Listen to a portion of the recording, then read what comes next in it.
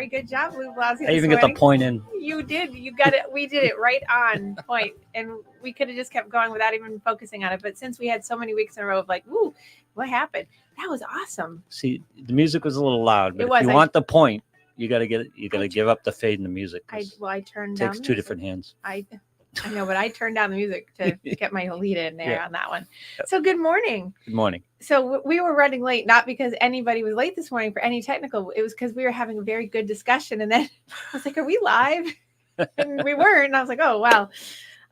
But, anyway. So good morning. Good morning. And are you in a good mood? Sure. Why would I not be in a good mood? Well. So when I was away last week, people were asking me what you looked like. Oh, really? So I showed them. Okay. So. And how'd that go? Well, one person actually spot on. I said, well, what do you think he looks like and describe, right? So let me, for people that don't know this. So Lou, if you've never tuned in. How did you show them, by the way? Facebook. Oh, Facebook. Okay. Yeah. And you're all over the internet. Okay. Yeah. So hi, Leanne. So Leanne was part of this discussion because I was with Leanne. So, but Leanne was able to pick up exactly what she thought you looked like. Oh, so she hit it on the head. Yep. She was like spot on. So yeah. Anyway, but people were asking me because people watch and then some people don't. So people think that we're both on. Yep. And don't realize that we're not. And I didn't cheat, I swear. She didn't. Okay. I said, well, what do you think he looks Leanne like? Looks empathetic, so I understand it. She's empathetic. She looks empathetic. She's I don't. We haven't met. So. She's oh no, lovely. I know. Yes. No, I was just giving her that. I was assigning that skill to her based on what I think she. Oh, my intuition. Oh, your intuition. Yeah. Well, Leanne, he thinks you have empathy, which you do. Yeah. So anyway, so she and a couple other people were asking me because they watch the show, but they don't see you. So they want to put a face to it. So anyway, she nailed it. And so when I was like looking at your picture going, and then I showed your profile picture and she was like, oh my God. Well, because no one really knows your last name because occasionally I say it, but no one really, then no one stalks you. Thank God, Oh, I don't. No, God. Well, maybe stalked before. Maybe I was gonna say maybe they do. Well, it's not. You don't want that in your life. Been talking on the air for 30 years. I get trouble. I know. Well, anybody that's but yeah. It's never a fun thing to have a stalker. Yeah. No, not to the degree. No. Mm-hmm. Anyway, but it was good because I was with people this weekend that they were interested to see what you look like. So. Nice. But now people, once you get it, it's like, oh, so other people are like, oh, I wouldn't have guessed that. But Leanne was right on. Yep. So anyway, right before we got on the show, we were talking, we're not going to go into anything political, but it was just interesting because we were talking about whether or not you were in a peppy mood. And if you were in a good mood, and you told me you Peppy didn't come up, by the way. Peppy the word did not come up. Well, yes, it did. Oh, yeah, that's right, it did. Yeah. The listening skills on you are horrific. So I was worried about the opening, so I was trying to focus on the opening. Okay, well, because I'd blown it for 2 weeks in a row. But now we're here. Yeah. Now we're in the moment. Be present. So we were talking about your lack of pep recently.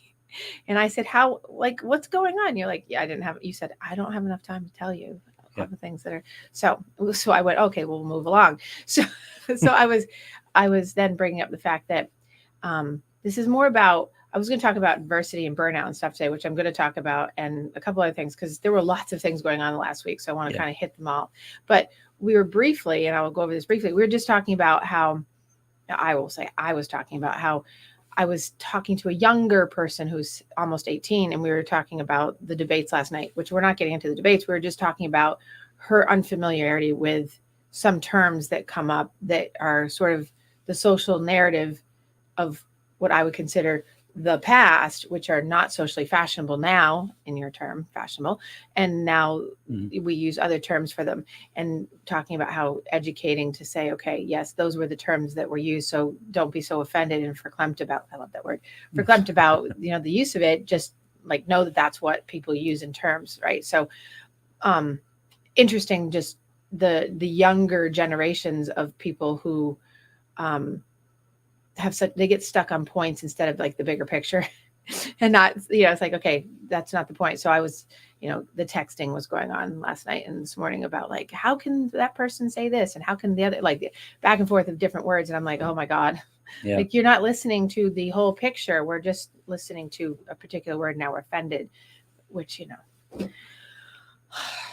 so that's, and then you and I were talking about it, and we were talking more in depth about it, but I had to go step by step with my little miss last night. I understand. And today about, integrating, because when you don't have a big exposure base to that, but you want to go into that like field, I'm like, you got to know this stuff, chickie. Can we agree that the atmosphere now is not necessarily listening to what's going on as opposed to looking for? Yeah. Oh, yeah. I don't think that's places new. to throw rocks. I don't think that's new. I just think it's more heightened right now.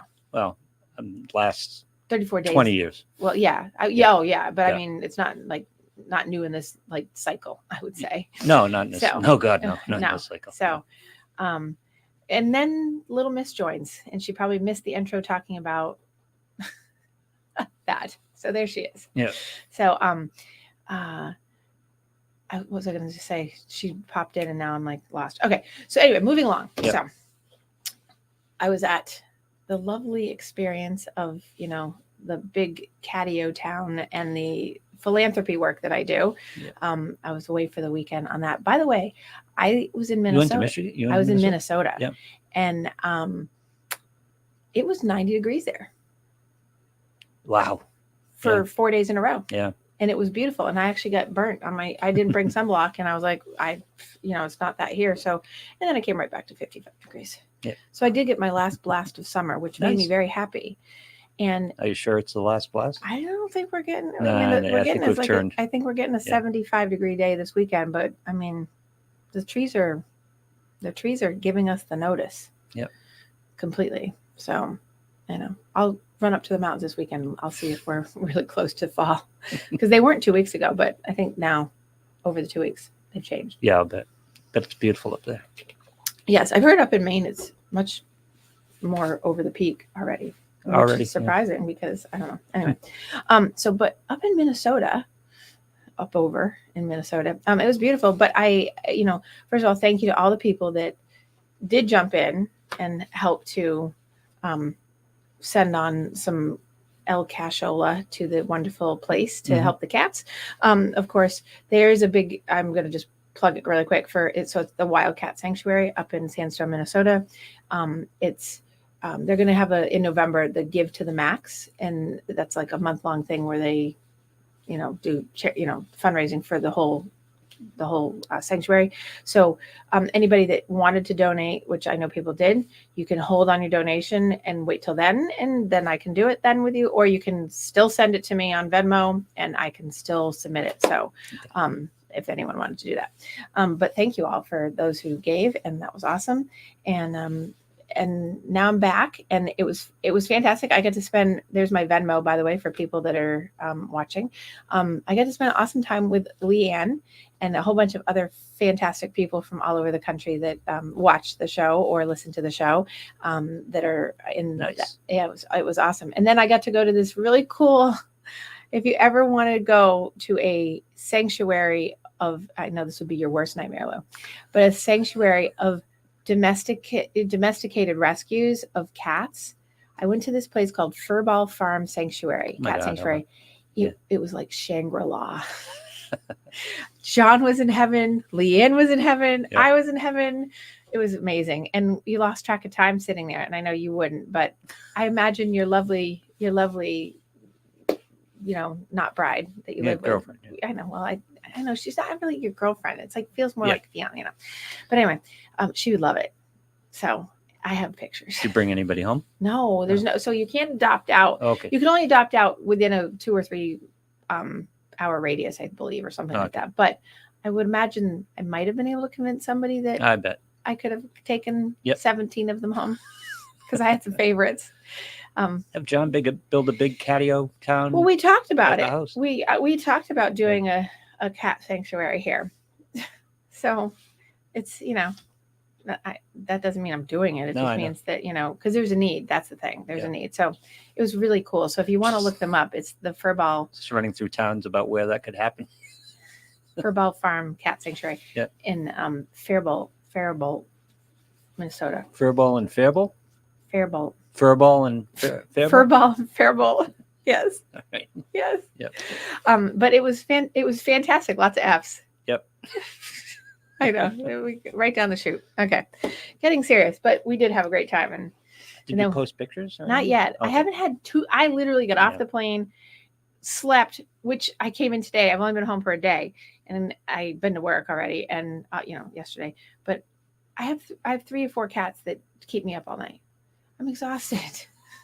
It's like when I go away to sleep. What'd you say? That's what you get for having cats. I know. Well, it's because I have the 19-year-old who, she likes the nighttime.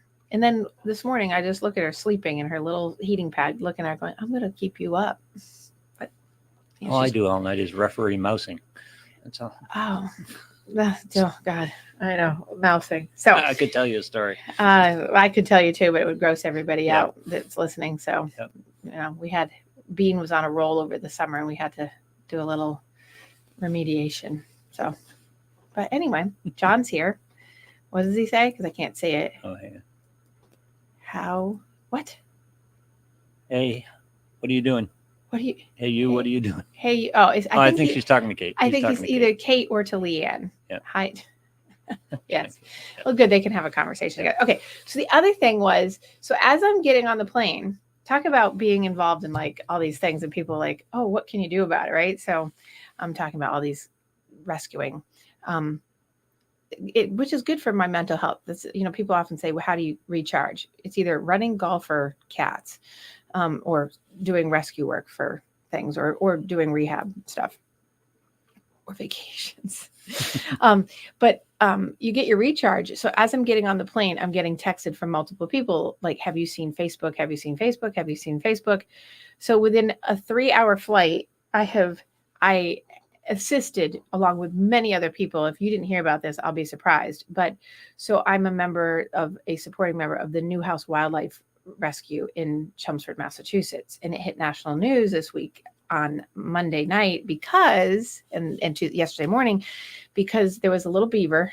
Don't get started. Oh. There was a little beaver. Her name is Nibby. Nibby, yeah. And you do know? Oh my God, I read the story. Okay, well, I was part of the backside of that story because I was being reached out to about, saving this little beaver. Really quick backstory. This little beaver, the mother had been killed. Long story, but mother had been killed. They rescued it. She may have been, I think she was like maybe a few days, maybe a week or two old. I don't even remember. It was barely. So they rescued her. It's a rehab. So this is Jane Newhouse runs this place. She rehabs lots of animals. She puts them back out. Like this is not a thing. They built a beautiful, sort of a training socialized pond for this beaver over the past 2 years to get it ready to go back. And this beaver, Nibby did not want to have anything to do with other beavers, attacked other male beavers, attacked female beavers, but loves people, right? But they did do all the right things. And, and you follow, she's very transparent online about how she does the rehabs and especially with this. And so, this beaver is an educational, this beaver is a tool at this point. Yep. And so, the Mass Wildlife and animal people from MassGov Wildlife decided arbitrarily, in my opinion, and many other people's opinions, including hers, because they were saying that they had communicated with her, which she's very good on top of these things. And if you want the news clip, we can post it up. But they did not communicate that they wanted her in the way that they were supposed to. And then all of a sudden, essentially said she has to be released yesterday. And so, of course, Jane reached out and, I reached out to a couple of representatives in the state of Massachusetts and a couple other people that I had a little contact with. Other people did as well. They had quickly went and put in letters to the Mass Wildlife. I wrote to Mass Wildlife, 15,000 signatures on a petition in less than a couple hours. Wow. And emergency court hearing yesterday, within less than 24 hours, immediately stay on having her released because the judge was like, no, she's prohibiting. Honest to God, what are we doing here? Because look at all this. No, I mean, I'm all for it. Okay. She should not be released. It was arbitrary and awful. It was a death sentence to this beaver.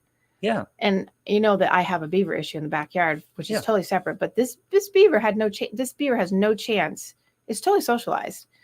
and chose to be socialized because it refuses to be able, like, it just won't connect. It Forget doesn't. the stupidity of pushing her out there.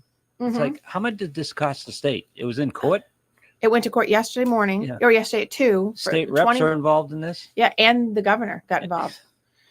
But now it's going to court Friday for final. So the judge put a stay on her being released so she could review everything, and then she's on Friday again. They go back to she's making the final decision on whether or not. But at this juncture, it's made whole, like, national news and international news. I think CNN was a everybody, story, because everybody, yes, there were many of us on it because this was not. Jane knows exactly. What a colossal waste of everything. That's not the point, though. It is the point. Well, it's another point. It's a different point. No, I'm fine. She should not be released. That's obvious. But here's the thing: is that it calls for it, like many things. It calls for a little bit of rehabbing of agencies of like. We just ran, like, there was nobody. So here in my, and I had written the letter to the Mass Wildlife. I said, I do rehab stuff with not with these types of mammals, with cats and other things, horses and other, but not one biologist ever came out to look at this beaver. Nobody took it. Like, there was no standard protocol of what happened. It was just, nope, she's 2, she goes. What? This is not how this works. What is going on in Mass Wildlife that at some office at some point someone just said that beaver's got to go? Right. And that really, they haven't got anything else to deal with. Well, except that beaver? And they were trying to say, apparently, from what I could gather, Jane would know better at Newhouse, but talk about the mental health issues around, like, not her, obviously, because she's great, but like this person, it was one person that insisted that they had been in contact with her, and Jane's like, no. I mean, she just rehabbed multiple, like, fox over the summer, let them back out, like coyotes. She does raccoon. Like, this is not a big place. It's a teeny little place, basically run out of her home that she built off of, essentially. She doesn't have room to keep all these hundreds of animals. Like, her point is to release. She's not trying to store animals. No, this is like but this person, who I'm sure it will become not one person, it'll be like, oh, finger pointing of whatever. But decided with no understanding, with no, I think personally, and this is one of the things that there's like many things, there's a unfortunate thing around rescues. And then I'm going to move on from this, but there's a unfortunate thing around certain, like, rescues, and they're all volunteer organizations. And I think that wildlife places in certain states, and I'm surprised for Massachusetts because this is not the first time this has happened, but they get very, I don't know, maybe complacent and don't care. So they just kind of just like see timelines and just say, okay, get that off my desk kind of thing. And that's, it's just one of those things. And I don't think Nibby's going anywhere. I'm hoping that Friday this judge doesn't then turn around and say, oh no, she's got to go, because I don't think that it's going to go well in the country for them. No. I don't think that at this juncture, given that it's hit all the news stations, it's going to go very well if she decides that, oh no. But she did decide yesterday that she gets to stay until Friday at least. But at this juncture, if you know anything, and if you're not from around here, which you are, this is not the time of year to put a essentially juvenile beaver out in the wilderness with no family ties. They're social. They have to have family. They all have to do a den together. They all, they have the instincts to build, but it's October.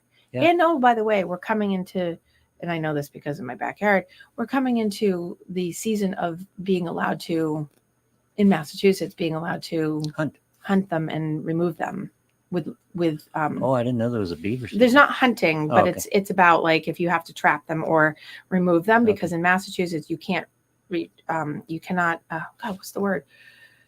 Relocate. Thank you. Yeah. You cannot relocate. Whereas in the other states around us, you can. And there's a reason, and I understand the reason, but you can't. So, but people trap, and they don't trap nicely, and it's a very painful death. And also they can shoot them. So this beaver would have no chance. This is, they said, oh, we'll put it out in a remote area. Remote, that's even worse. I mean, it's coyote. Like, this is like a 24-pound beaver which, is supposed to be bigger, but when they put her in the little pen that was a beaver dam that they made for her to like start socializing her, to give her less socialization with people for like 7 or 8 months, she gained no weight. As soon as they took her out because they were worried about her weight and her health, she started gaining weight. Yeah. This is not a beaver that's going to survive in the wild. Anyway. Why does this have anybody's attention? Like because a people major care. Government organization? No, that attention is fine. The government in this organization, again, why was there a conversation somewhere in that office? Like they don't have anything else to do except kick this beaver out. Why is this even a topic? Exactly. Well, this is what I think this was one of the, this isn't a state agency, right? This is a volunteer.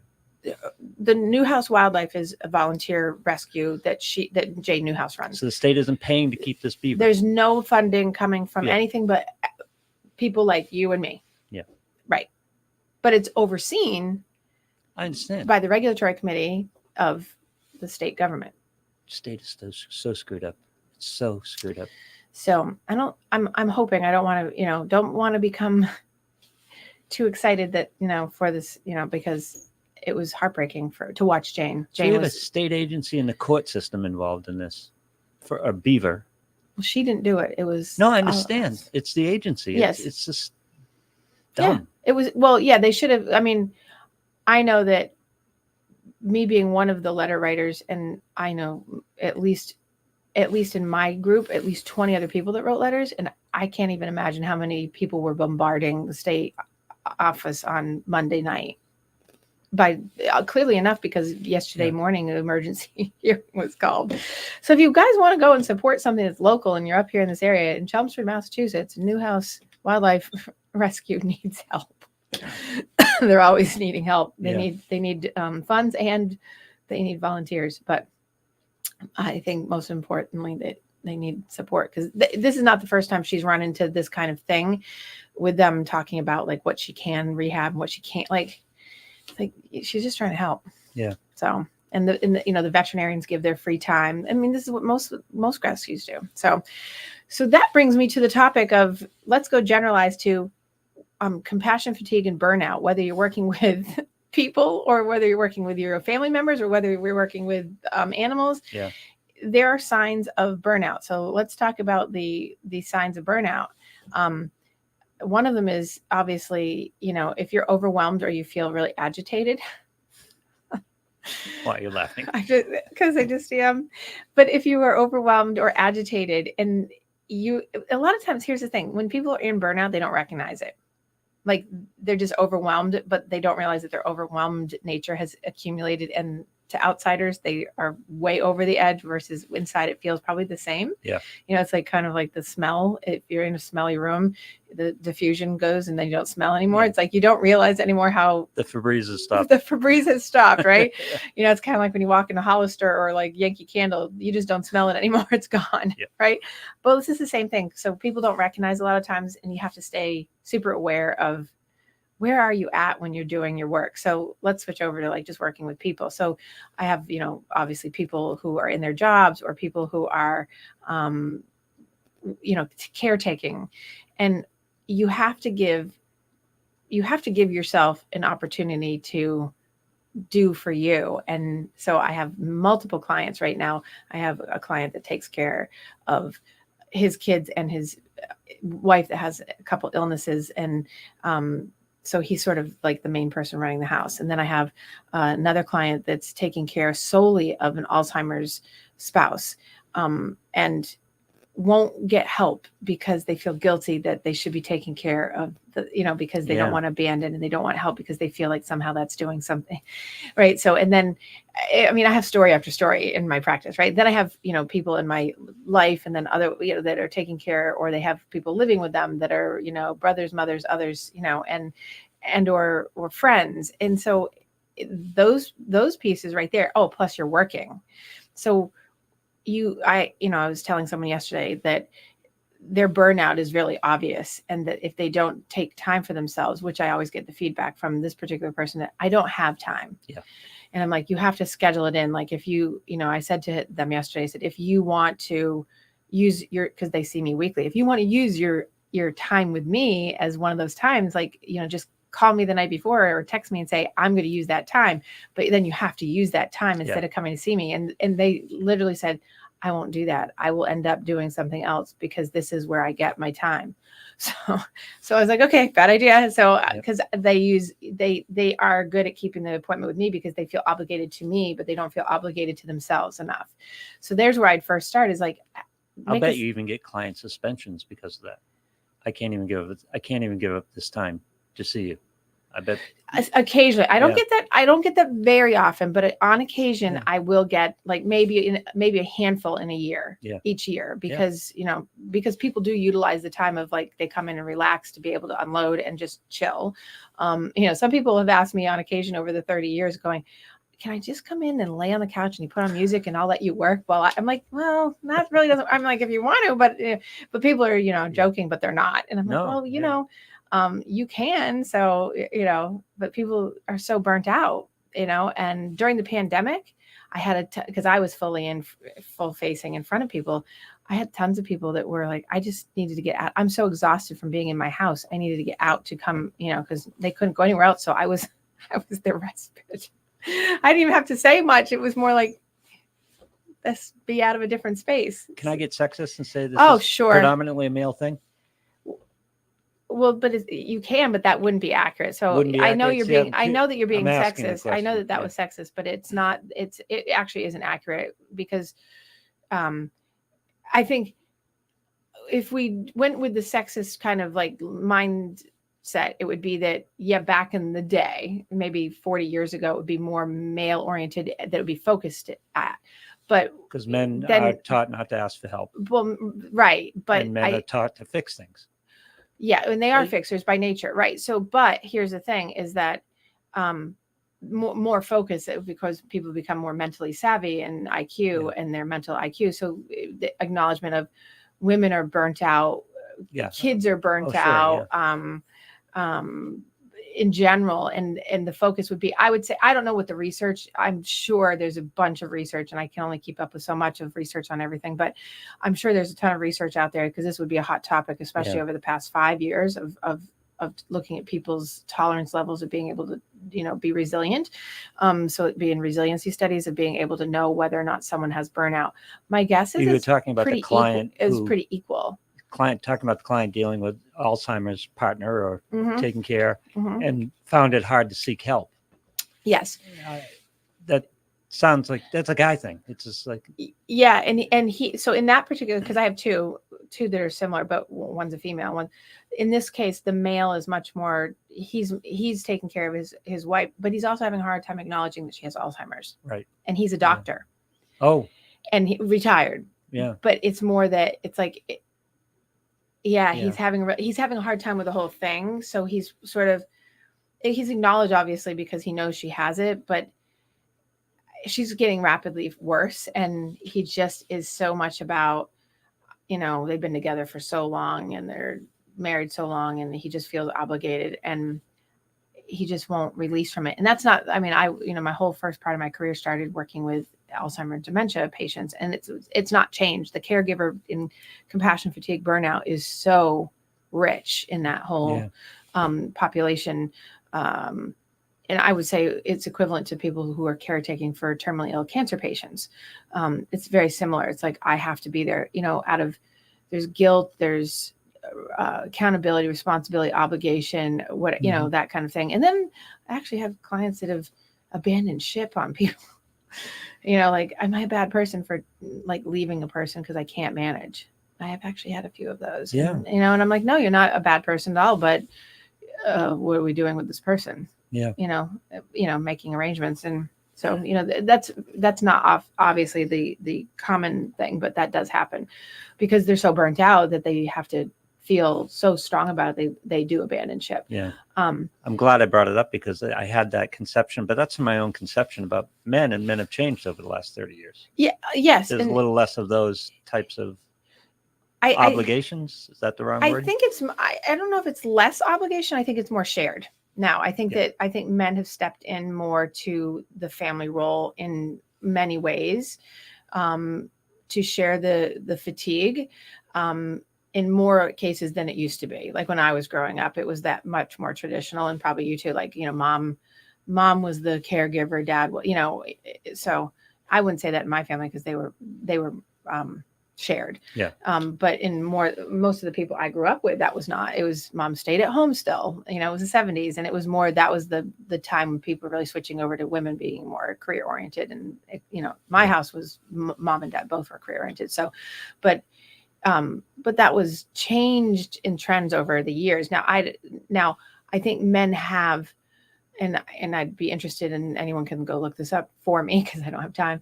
But I think men do have a different type of expression of compassion, fatigue, and burnout and the way that they handle it versus women. Women are still more likely to seek out help. Women are still more likely to do things for themselves to get themselves to feel better. And those kinds of things. Men still typically do not as much, but the trend has shifted where they do seek out more than. But that's been going. That trend has shifted, like inching along. I would say centimetering along as my career has gone on, to trend shift that because we're socially, boys and men are socialized to suck it up, Sally. It's still that. Exactly. It's like there's no. But it's not as shaming now to go get help. There's men's groups, there's parents groups, there's job burnout groups for both men and women. Like there's all kinds of things therapeutically for people to get, either through life coaches, through people like me at the doctoral level. Hospitals offer, community centers offer, the Council on Aging, so for most towns offer it for anybody to come in, including not just seniors, but families. And so it's really shifted a lot in that way. However, in that way, I would say it's not sexist. I would say that men just express it a lot different than females do, because it's much more likely that men will not seek the help that females do. Yeah. Women are much more likely to seek out a primary care to get, an antidepressant. Men now will do that as well, because they won't go necessarily to see someone to talk about it, because it still has that little stigma to it. So there are those pieces. I just don't know what the actual statistics are on it, but I would say it's definitely shifted. Women seem to be more group oriented in terms of socialized, right? Yeah, right. And so that would translate into support. Right. Men are like supposed to be, I got this. Right. And maybe I'm talking old school men. No, I think that's still there. I think it has shifted some, but I think that's still there because most people still, even, I think it's different for the generations. I would say 2 generations below us and the newest generation, because they're much more group oriented. You see a lot of guys it's just very different. Whereas I think, Gen Xers, obviously, Gen Zers, baby boomers, depending, men will be more likely to have the friends of their wives, their significant other, or whatever, and that's who they have instead of their own. They might have one buddy, but they don't have like what women typically do. So, and that's still there, but I think it's generationally selected. So I definitely see, I see the 18 to 30-year-old groups right now that I see in terms of my practice.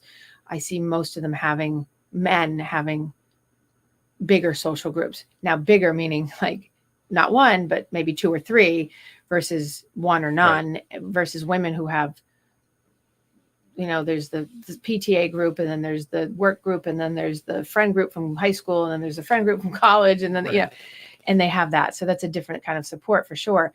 But still, it goes back to people don't reach out for help because they feel like they're burdening people, which is a big thing. They feel like their overwhelming feelings will overwhelm other people, or they don't want to have other people think, this is a big thing. Like they don't want to have other people think that they themselves can't handle it, because something then is, well, what's wrong with you that you can't handle it?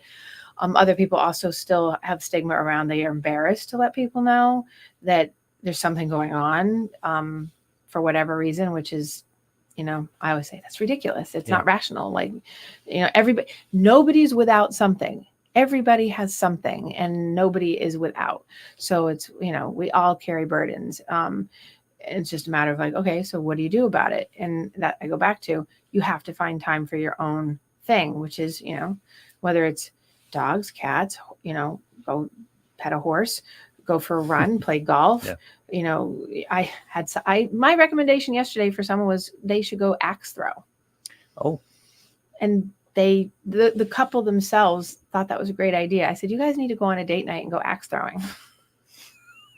And they said yes. It's oddly specific, but okay. Yes. Yeah. Well, yes. It was very specific. It was what I call a paradoxical intervention in a way, but they loved it. And they're like, oh my God, that's a great idea. Yeah. Yeah. Tongue in cheek. I was like, oh God, I hope they don't each other. But yes, it was. And I think that I think this will be good for them because I think that they have a lot of frustration, but they're therapeutic. They don't do a lot together. So it's like they have compassion. They both are caretakers for each other, but it's not like nothing's wrong with either of them. I love it because it's a neutral activity. It's not his activity. It's not her activity. It's something they can come to new. And that was one of the reasons why I suggested it, because one, it's a fun thing for people to do, but it's so neutral. And they both were like, yeah. And I was like, okay, so hopefully this will go well. I will know next week.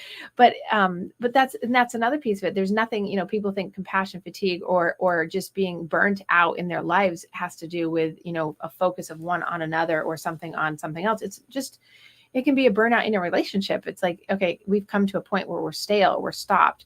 It's stressful, whatever. And you got to spice it back up and you got to move it along. So it can look different in different forms. And so people often think, well, that's not me. But it is when you're coming in and, you know, 2 weeks ago, I had to move them to the evening because they were screaming so loud during the daytime sessions. Right now we've come from DEFCON 1 back up to like reset to green that, you know, we're off the rails. But, you know, I did that suggestion therapeutically of like, I think you guys should find an activity, and they couldn't come up with one. I'm like, how about axe throwing? And that was like, they were both on it. And like, and I could see the release in tension that, okay, we're not going to fight over, I don't want to do that. I don't want to do yours. Well, then fine, we'll go do something separate. Yeah. Yeah. Like, that's not the point. Yeah. That wasn't the point. And so that's one way of managing it when you have that couple thing. But going back to like kind of the standard thing of like when you're burnt out, one of the conversations I was having with someone last week at my event, or at the event, not my event, but was about that. I said to this one particular person, I looked right at her and said, because her first words to me when she saw me for the first time in a year, she said, I'm so overwhelmed. And I said, no is a full sentence with a period or an exclamation point. She laughed. And so, you know, the theme was, I kept saying, say no. And, you know, along with, and no, Leanne's listening and Cheetah. So that was a whole nother thing. But it's about like being able to say no. And that's one of the problems with burnout. People don't say no enough. They're people pleasers, and there's more people pleasers in the world than not. So if you're too much of a yes person, now you've got way too much on your plate. And how do you manage that? So people use Cheetah. I'd say the other one, Leanne, but I don't want to. Oh, you did it. So there we go, Randy. Yep. Oh, no one will know. So I'll tell you after. Yeah, I knew that was coming. Yep. I was like, oh, so Randy. But I think that when you look at the compassion fatigue of just, and for definitions for people, compassion fatigue is obviously, and we don't really call it compassion fatigue anymore, but it's about just being tired of doing the same thing over and over when you basically know it's not going to go, you know, we're not getting better in terms of like people like, you know, Alzheimer's or cancer or things like that. We have like, when you're working with animals, that's different, but also you still have the same kind of thing because eventually the animal is going to pass. That's what I work with, right? Is that, you know, we're making sure everyone's mental health is stable so that we have the resiliency to be able, just like when you're working with someone who has Alzheimer's. So you're working and you're putting all this effort and love and time and compassion into something, not giving it to yourself. And yet the end result is inevitable, right? Well, that's when the no is a full sentence argument gets problematic because, all right, I'm dealing with Alzheimer's or I'm dealing with bills or I'm dealing with an animal that's declining. Right. Can't say no. Well, again, especially a guy, can't say no. Well, and you can't be overwhelmed. There's none of these things are allowed. No, exactly. Yes, and it's so true. And I think so. I have a 72-year-old. I was thinking about how old he was. 72-year-old in my practice who, for the many years that I've known him, will not cry. So it's to that point, and he gets under a lot of pressure, and he'll go to the face burn level. Like he'll be like, I'm going to cry. And I'm like, I always say, just go ahead. Nope. Yeah. Nope. But then I have a 20-year-old that will have no problem doing it. So, right. So the different, and but he's still, the 20-year-old's embarrassed doing it, but he'll do different it. Context. It's, right. Yeah. And so it's, well, in a different generation. Right. Yeah, and it's much, and I always say, to everybody, I'm like, tears are good. Like, let them out. Like, tears are not good all the time, but you gotta, like, that's cathartic. It vents you. It lets you let go. Sometimes a good cry is what people need instead of other things. And that can be just as great as, going for a massage or going and, doing something fun. Sometimes you just need to. Yeah. Did you know that there's scream therapy in Boston? No. Yes, there's scream therapy. Nothing to do with that. There's a place, I don't know if she's still open, or she's still doing it. Therapy. Yes, that you can go and you can do like a scream session with a group or on your own with this therapist. I can't remember what her name is. I don't know if she's. I know a joke I can't tell you on air. We'll fight. Oh, okay. Yeah, we will fight. I can already tell. I can tell the context. Yeah. But that's the other thing. People, I've never run a scream group, which, but I do, like I'll do psychodrama where you do like different release techniques through like vocalizations of like, sounds and tones and things like that. But this is full on scream therapy. Wow. So that also is a thing for letting out, because what does it do when we there are no men in that? There are. Oh, come on. I'm not kidding. Well, I've never done it. Yeah. And I've only seen I saw a big thing that they ran a special on her at one of, I don't know, it's been in the past 5 years about her. I don't even know what her name is. But anyway, but there were men and women in the group. Wow. Yep. And doing it. And they were plants. And men do these things. I swear. How old? How old is what? No, I could see a 20-year-old doing this. Maybe a 30-year-old doing this. These people were in their 30s, 40s. Yeah. Yeah, for sure.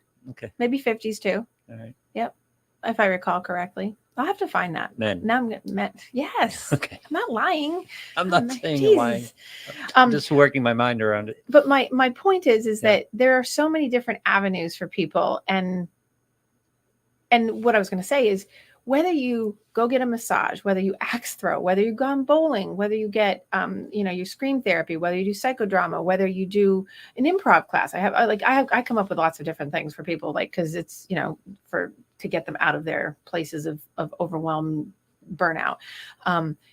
What it does is it gives you that endorphin and dopamine rush that you're not getting, that's been depleted, right? So dopamine is your neurotransmitter for feel good, and for pleasure, and being able to have that feeling of joy. And when you feel that you do not have joy in things you do, and you've lost interest, and that means that's likely part of burnout if we're in that context. It also can be that you have some mild or somewhat moderate depression. But in the context of this, it's that joy is gone. So if you don't, and I stay away from happiness, because happiness has so many, but it's joy. If you don't have that, that felt good. Like, I enjoyed my day today, or I enjoyed that thing. And you just kind of like, like, it's just another day. I did the whole thing. Like, you never get in the moment. Right. That's joy. Yes. In the moment is joy. Yes. Almost always. And that's why I even can feel it when I said the thing about axe throwing last night. I could feel the joy come back. Like, even in that moment, like I could feel them feel it. And I'm like, they haven't even gone yet. And I could feel it in the room, and I can feel it now. And even talking about it, just remembering them last night, because I obviously got dopamine from it, because they got dopamine from it. And so that's the thing, is it gives you like a replenishment of the neurotransmitters that have been depleted. And people don't understand that it's not that everything in the body gets elevated for the most part in neurotransmission, like the things that keep you happy and stabilized and regulated and less anxiety, is that you have a depletion of them. So when people say, I'm so anxious, I can't tell you how many patients over the years have said, all my anxiety, they'll say my anxiety juice or my energy, it must be like off the roof. It's actually on the floor. It's like drained to the floor. It's because it's depleted. And so when we do things that rev up our dopamine, when we do things that make us feel less anxious, it's because it's raising them back up to the levels that they're supposed to be. It's not bringing them off the roof. It's bringing them from the floor up. And the skill is so important. It's the baby steps type of thing where you want to be happy again. Yes. You want to be less burdened, and that's big and overwhelming, that concept. But you know what? Because if you can set it down for half an hour, Right. go for a drive. Put your music on, turn Yes. it up, Right. and just drop it for half an hour. And that's another, and people think, and here's the thing I get, and so I love the idea, because I'm going to play the devil's advocate and give you what I get. I don't have time to do a 20-minute drive. Yes, I don't have time for 5 minutes of this. I don't have time. I'm like, yes, you do. One of my recommendations it must have been like a thing yesterday, because everyone was in burnout mode yesterday. I said, every morning this week, wake up, and the first thing you do is do 2 to 5 minutes, 5 minutes tops, of just you time. Drink your coffee and stare out the window at the trees. And they were like, really? I'm like, yes. Yeah. And they're like, but that's such a waste of time. I'm like, no, it's not. No, it's really not. And you build up your skill set from there. You do it right. for 5 minutes, and you do it for half an hour. But people think it's just like the gym thing. Why bother going if I can't go for the full hour? Mm-hmm. And I'm like, go for 5 minutes. It's allowing yourself, or giving yourself permission to lean into the time that you think you don't have, and just make, start with 1 or 2 minutes. And I get the eye rolls of, oh my God, I don't have time for that. I'm like, it's literally the amount of time on it the took. Deck, that's awesome. Right.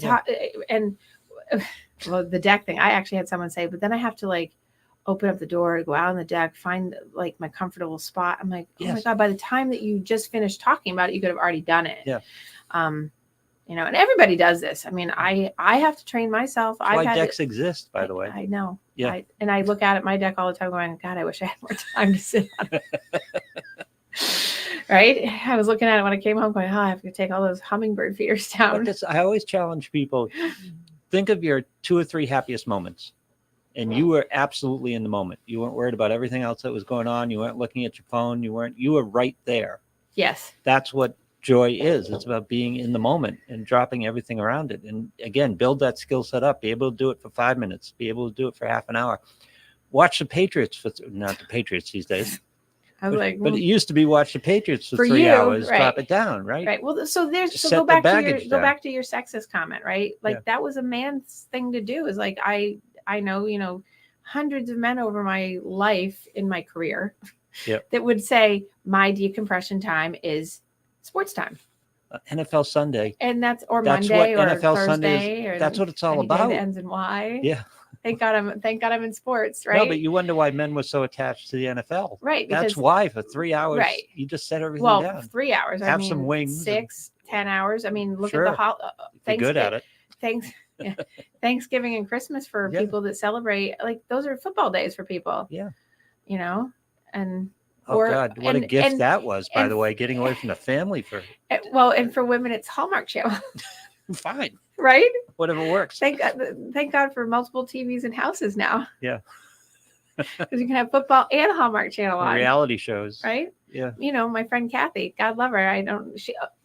By the way, for all the people that just went through Helene and just came through that, and all the people in the Carolinas and down through Georgia and Florida, if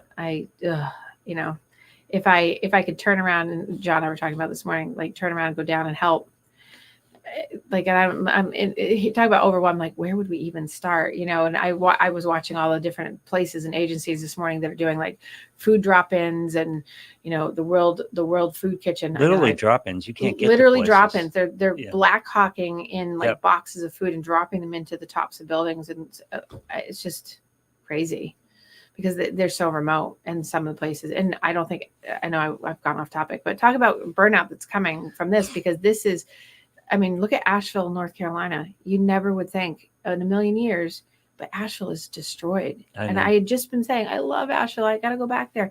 Asheville's gorgeous. There's a lake. Carolina, all the Carolinas are gorgeous. There's a lake in the, in Asheville that I think everything that got washed away landed back. Like there's motorhomes, homes, businesses, cars, boats, truck, they all landed in this lake. I don't know how they're going to, it's just endless. But there's another, to Kristen's point, who just said, compassion fatigue is related to so many. Here's a place where this is where people are going to be fatigued because it's so overwhelming, so acutely, because it's natural disaster, so overwhelming to watch and see. And, it's kind of like when, 9/11 happened. I'm going to liken it to if you're near the target zone, like we all are, right? Or the Boston Marathon bombing, right?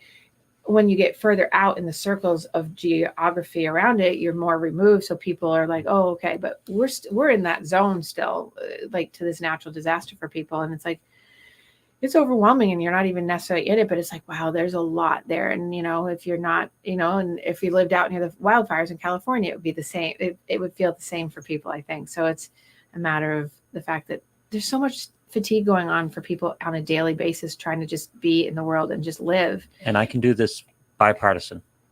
Yeah. The last 8 years, the last 12 years have been really tough for that in general, because people are emotionally invested in whichever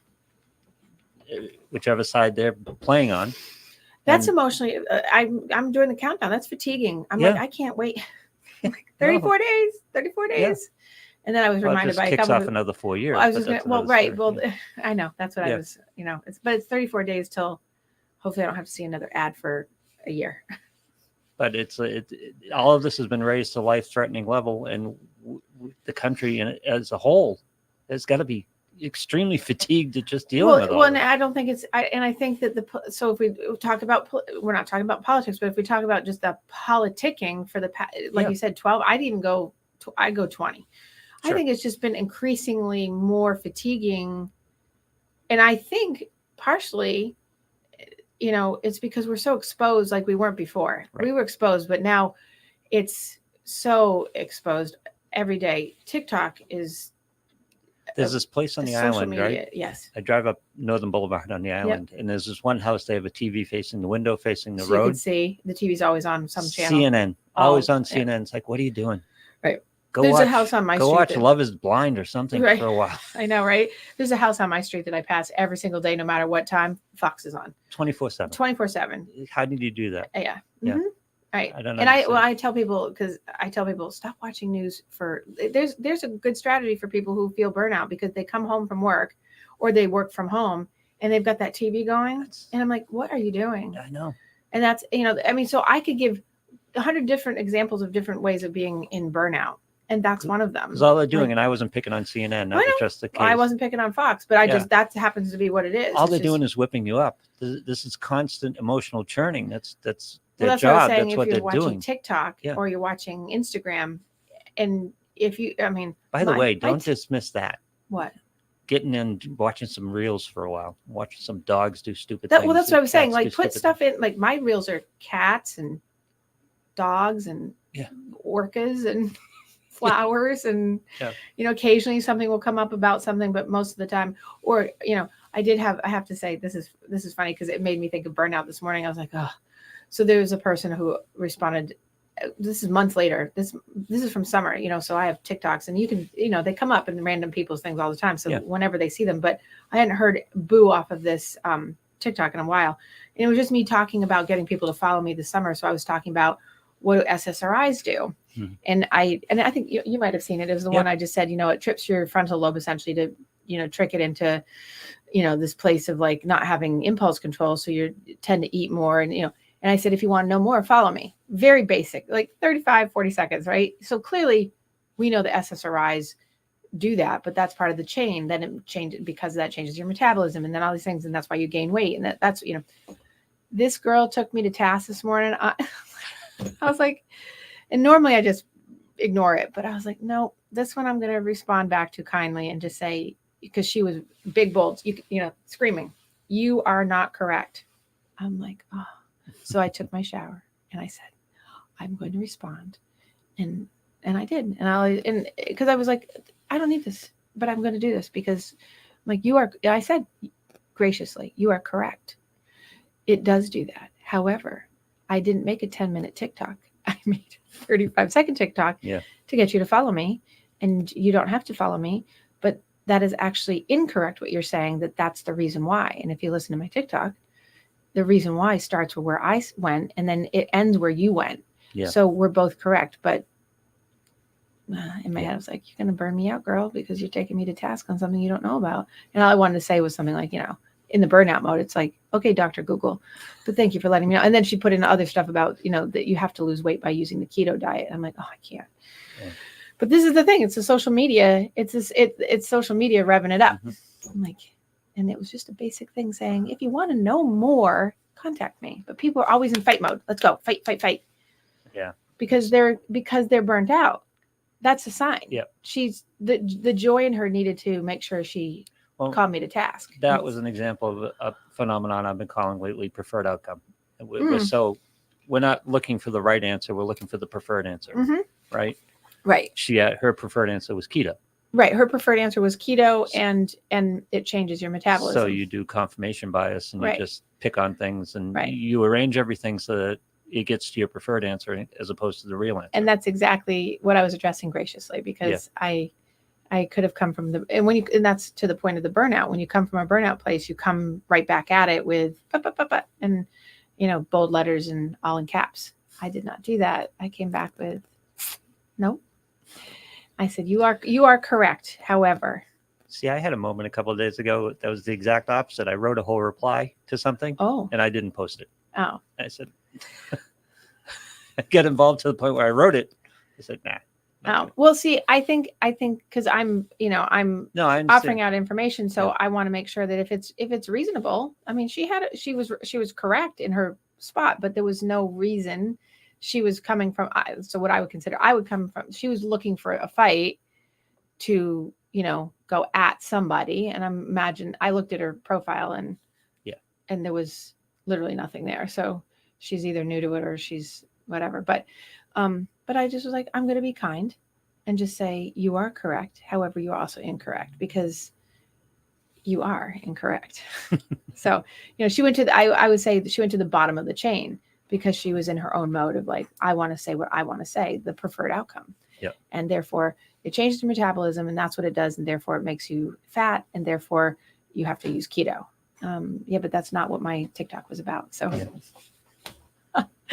so enjoy your burnout. But she clearly is over. So in my mind, I don't know her obviously, but I would say, well, she's overwhelmed. It's like she felt the need to have to say that and then bypass actually what the content was about. Yeah. She missed it. It was like this quick thing to say, follow me and I'll give you more information. And she didn't, which is fine. But what was it? She was burnt out because in that she was triggered by what you said. So my guess clinically in human nature would be that I would go to the fact that she was absolutely triggered by the fact that my guess is, not knowing her, is she's taking one, she gained weight and had to use keto to get the weight down or keep it down. And that's where her mindset is. Yeah. I guess, and either is annoyed by it or mad by it, and therefore feels the need to educate people that that's what you do. But she's actually wrong in that the fact is that we don't have the research to say that keto or Mediterranean diet would be necessarily the best thing for it. Like, they're not connected in that way. I'm sure there's some research that says that one diet's better over the other, but there's so much of that out there that it's really hard to like pinpoint. So it's just a matter of like, okay, she's clearly burnt out on something. Yeah. Yeah. But the fact that regardless of whatever the context is of what's going on, the fact that she had to respond to this random reel. Right. To that extent. 5 months later. 5 months later. Yeah. What's going on? Exactly. Well, and so that's, I mean, who knows if she's burnt out, but that was like, in my mind, it was just solidifying my whole, people are burnt out. Like, okay, go feed off of something that has no relevance and, and perception, taking your perception and running with it. Because anyone that hears it and looks at that's not what it was about. That's why I was able to keep calm. I'm like, girl, you didn't read it. Because I was reading it. There was a psychological tips article. Yep. About how to deal with certain things. You were cheating on me by reading an article. Thanks. Yeah. No, I wasn't cheating on you. It was just came up in my feed and I just read it. Yeah. Because the second one intrigued me. I heard you were on. If someone insults you, just look at them and say, "Are you okay?" I'm going, "Oh, that's fascinating." Oh, so I love that. That's a tip I give people all the time. Oh yeah. So and I do belong to a couple of things on like, on the reels, and that are having to do with psychology. And sometimes I'll say, "Are you okay?" Yeah. Because people come up with some stuff. I'm like, "Are you okay?" But that's one of my favorites. Oh. Or I can give you one other. Ron, ready? Because Ron just walked. Not going to work for most people, but yeah. No, well, it does actually. For my clients, it does. Yeah. When people are really critical or have the narcissistic commentaries, you, instead of getting riled up and defensive, you just say, "It's noted." It's noted. Yeah. But you don't do it with any affect. You just go, "It's noted," or you just use the word "noted." Pisses people off because you don't move on their point. You don't get manipulated or maneuvered. It's just noted. Sometimes I use "I'm aware of your opinion," which is that's too many words. That's kind of destructive. It's kind of you're baiting. I was like, you're baiting the. Yeah. Look at Ron. I just say, Ron's out there. Have a nice day and walk away. So, but anyway, well, that went off into a little tangent, but that's okay. It's kind of how the show started. Are you okay? Yeah, I'm okay. Yes, it's noted. Yeah. Oh my God. Too funny. Too fun.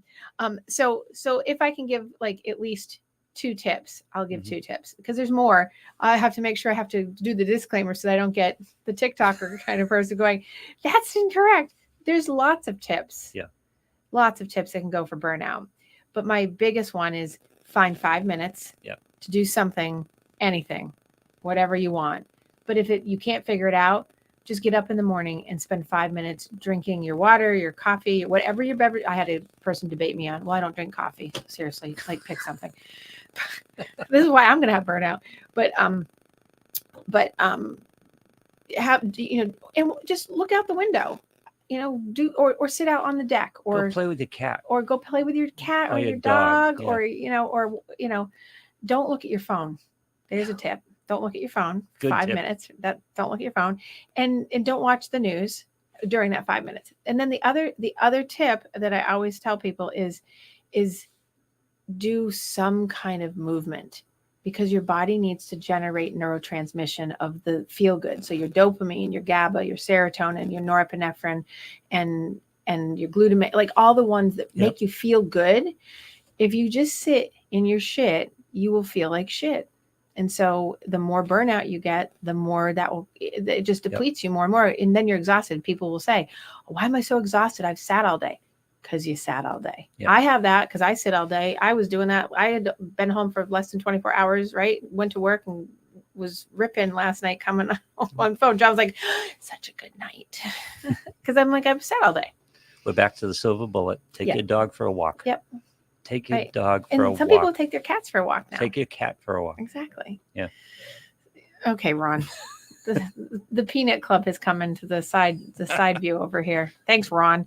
Okay, so if you and you could also tune into Ron's show. I would say that he's doing the Ghost Chronicles today, but who knows? You guys never really talk about that stuff when I listen. You talk about random other stuff like We're doing rock and roll today. Dates and rock and roll. Excellent. That has nothing to do with ghost chronicling. It's a cornucopia. Oh my God! It should be the miscellaneous show of Ron.